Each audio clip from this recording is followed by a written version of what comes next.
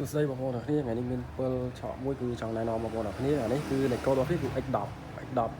ហើយ7នេះដែរគឺកម្លាំងខ្លាំងហើយប្រវែងរបស់វាគឺកន្លះម៉ែត្រ7នេះគឺមានលក្ខណៈពិសេសពេលយើង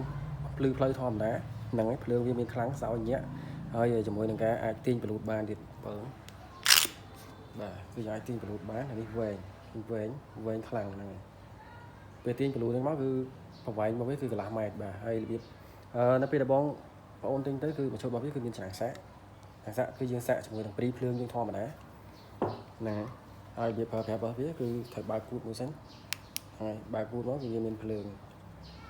នេះហើយកុងតាក់វាគឺមាន2ខាងមុខគឺសម្រាប់ចុចឆក់ហ្នឹង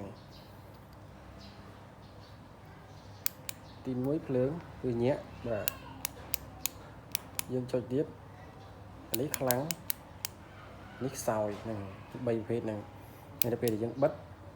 ហ្នឹងហើយចេញភ្លើងក្រហមនេះគឺយើងអាចចុចឆក់បានសម្រាប់កងតាក់នេះគឺយើងអាចចុចឆក់បានកម្លាំងរបស់វាគឺខ្លាំងមែនទែន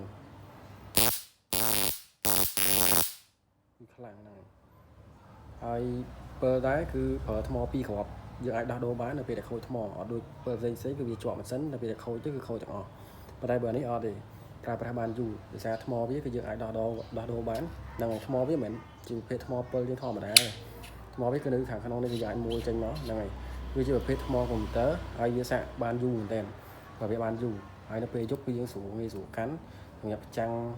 ភ្លើងប្រឆាំងអីដើរយាមអីយប់ឡើងគឺអេមមែនទែនហើយបើសិនបងប្អូនត្រូវការអាចតំណែងតាមលេខទូរស័ព្ទ081 25